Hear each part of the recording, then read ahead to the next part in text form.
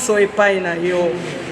Soki tobandi na losambo po toyebi ete Nzambe, Moïse alobi libota oyo pesi nga Nzambe, soki yo kozala liboso te po tambwisa biso biso tokokende te. Po toza na eloko te tokoki kopesa bana biso tozoketala soki yo opesi biso te. Nzambe tika présence na yo ezala na biso, etambwa na biso pe zonga na biso.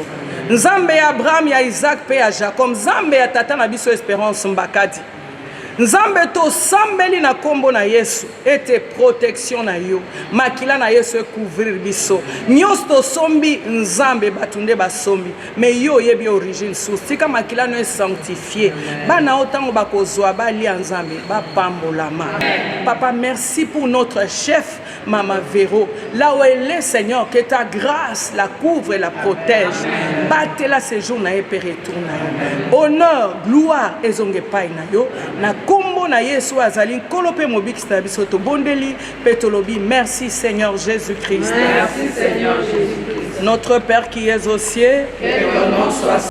Topesi bino mbote bisika piezami bino boza kolanda biso na élément la biso o tozali kosala wana tozali wapi borutu na biso toza na espace ya église de Mangembo Bandalungwa na o wapi esika ba femme de succès topé ba mama nyonso église de Mangembo bango bayokani pour que na mois oyo ya mars bayeba na kosala descente quelque part pona ko tika pe kopesa epa ya baye oyo bazangi eloko ya moto ya obango bazala kaka ndenge pour 31 et biso était une femme virtuelle ana ba valeur koleka ba perle. Donc cela veut dire que ba valeur o ba mama bazana ngo moko ya ba valeur ya moto ya ba mama eza bolingo et na lolenge ya bolingo na bango pona moi oyo ya mars bango ba préférer kokita na orphelinat pe ko sala badon na moi mokie oyo bango bazana yango. Alors tozali kokende kuna pona kotika biloko oyo tozala yango et puis boyeba nini oyo ekoleka à la suite. Donc toza na ba mama tozo continuer na bango.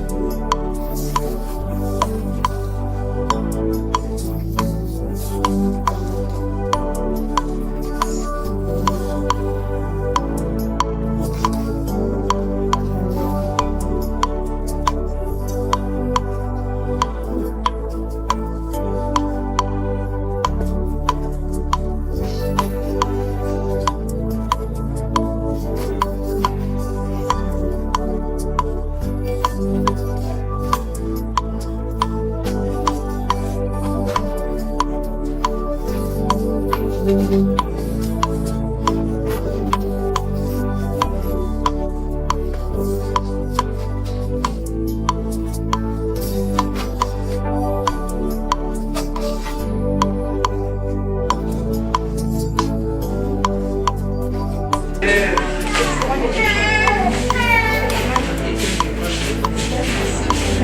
a faim. Tous les enfants sont là. Donc d'autres sont à l'école les arrivent. Ah. L'école va nous à 5 minutes de la Que Dieu pourvoie à leur scolarité, que Dieu pourvoie à leur croissance, que Dieu pourvoie que ces enfants soient en bonne santé, qu'il n'y ait pas la mort dans la vie de ces enfants, que ces enfants grandissent, soient des témoins de la puissance et de l'amour de Dieu. Prions au nom de Jésus.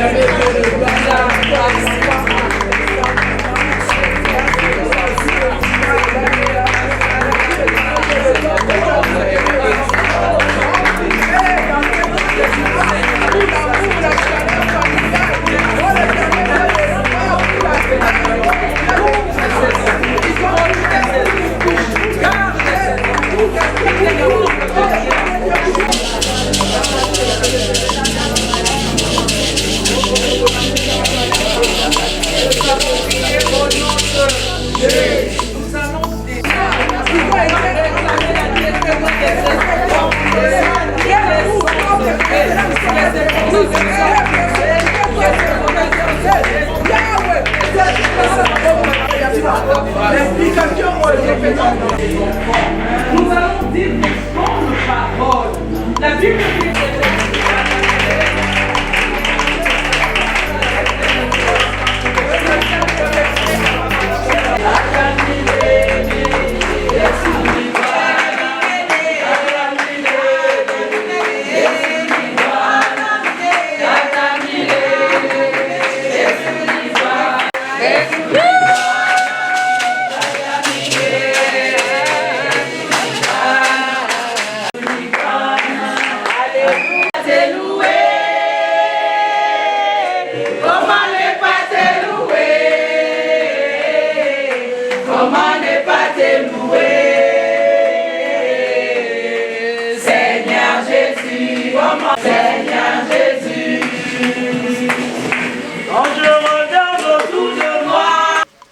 kopesa biloko lelo parce que toza na royaume ya Nzambe. Na kati ya royaume ya Nzambe toza na ba principe ebele. Na kati ya ba principe toza pe na aumône. Balobi il faut tosala aumône. Ba mama biso nde toza na centre makambo nyonso. Biso nde toza na four et au moulin. Alors biso nde il faut totelemaka. Église ekoko telema. Domaine des femmes il faut telemaka. Tosalaka ba aumône. Tosalaka ba social, tosalaka biloko nyonso kwa na royaume ya Nzambe. Kwa Nzambe likolo esepela Nzambe asepela. Yango wana toye na orphelinat. Orphelinat eza place oyo bana bazanga ba papa bazanga ba mama. Bana mususu pe bazalaka bazala bango na baboti. Mais les baboti ba abandonné bango. Batiki bango. Ça veut dire na kati orphelinat to mona makambo ebele. Eza tekaka po bana. So tozo exemple, eza tekaka bana bazangi baboti tout ça. Bana mususu bazanga baboti. Donc à moi il y a 2 mois. Peut-être qu'azana maman abandonné des ba memi awana orphelinat. Alors biso ba maman il faut totelema. Ezaka ba maman mangue moté les mamans de la nation. Il faut totelema pour la makambo. Biso ba mususu peut-être tozi ba chance. Ya toboti tokolisi bana na biso. Ba mususu bazi chance wana te ba boti ba kufi avant. Batiki bana ba orphelin. Ceux qui ba famille etiki bana et abandonné bana. Ces enfants-là, ce sont des enfants de la rue.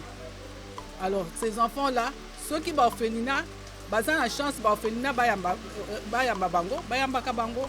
Alors, maman oyo biso, tozali na kata ba église. Il faut tout ça là, toyaka na orphelinat. Toyaka même moi pour moi je dis même 3 mois après, même 2 mois après, toyebika que tosangi si biloko tozanango parce que bazan a besoin ya biloko, kolia mikolo nyonso, kolata, kotanga classe. Santé même, s'il faut, et ça peut-être, s'il faut même un hôpital, oui, que ça là, qu'ils ont prendre bango en soin, et que ça quitte comme nous. Parce que bano baza va venir à l'objet. Sur total, par exemple, exemple, je peux dire l'exemple de la première dame. La première dame, ses parents sont morts en accident. Batiki na 6 mois. Oncle na ye oyo akendeki mpona oyo azwaki bango mpona kokolisa bango noko na ye wana mpe aye kokufa. Soki bazalaki na ya bato mosusu te. Lelo alinga obengana peut-être enfant de la rue. Lelo peut-être alinga ozala première dame te. Baka eza ebele. Alors moi je dis que ba maman il faut totenema, il faut tozana bolingo wana. Bolingo ya kosalela Nzambe, pas seulement ya kosenga Nzambe mpona biso moko. Mais c'est mieux servir que être servi. Nous sommes venus pour proposer acte Oiko. Yangwana symboliquement, il faut peser belé. Naye symboliquement que pesa yo boîte à miliki.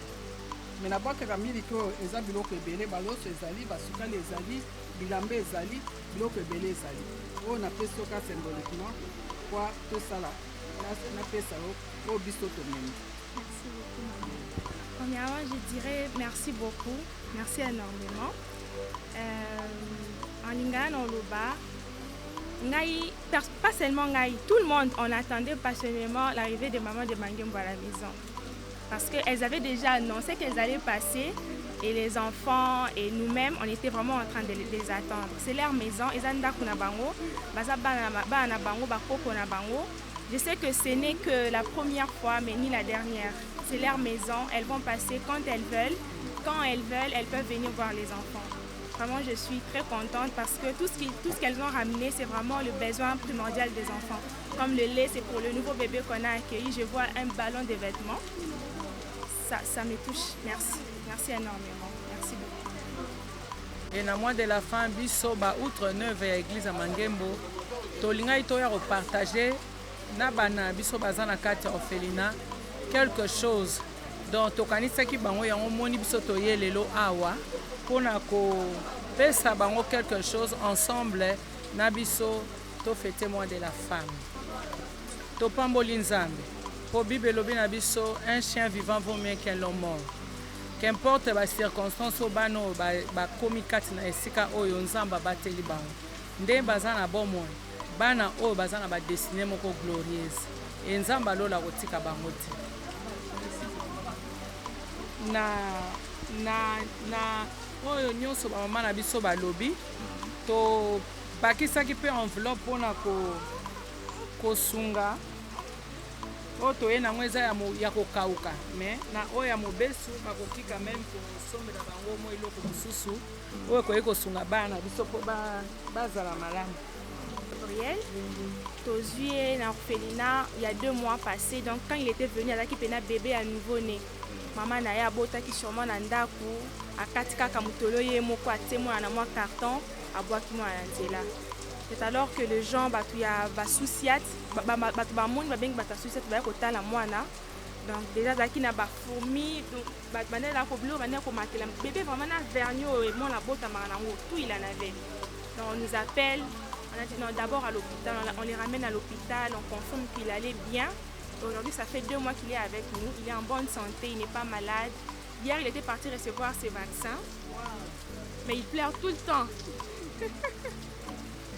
Il pleure tout le temps. Eh. On commence? Oui, on commence. Ici, c'est chez la chambre de filles. Les filles, elles sont 6. Là, elles donnent 2 par vie. Merci déjà pour les filles. Ça va énormément aider pour la chambre de filles. J'ai bien aimé même les installations. Les installations sont très vastes, c'est bien.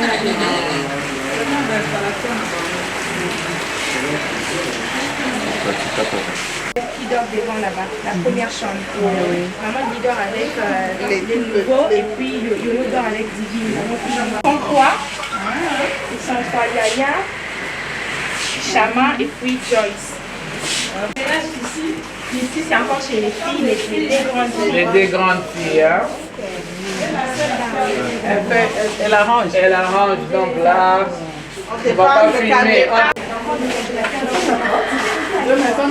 Sans caméra, on peut aller voir avec caméra. Donc ils vous donnent Très bien. Ça c'est pour Mes toi. chéris, venez ici. Ça c'est On va vous donner chacun. C'est ça. Est-ce que Nathan? Nathan. Allez, Nathan. Tu vas jouer? Elle va jouer. On joue. Allez, on joue. Allez, joue. Viens, non?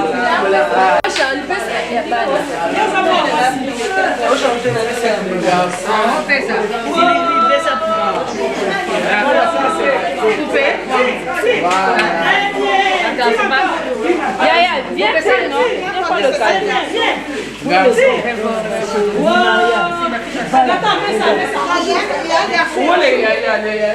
Attends, on joue.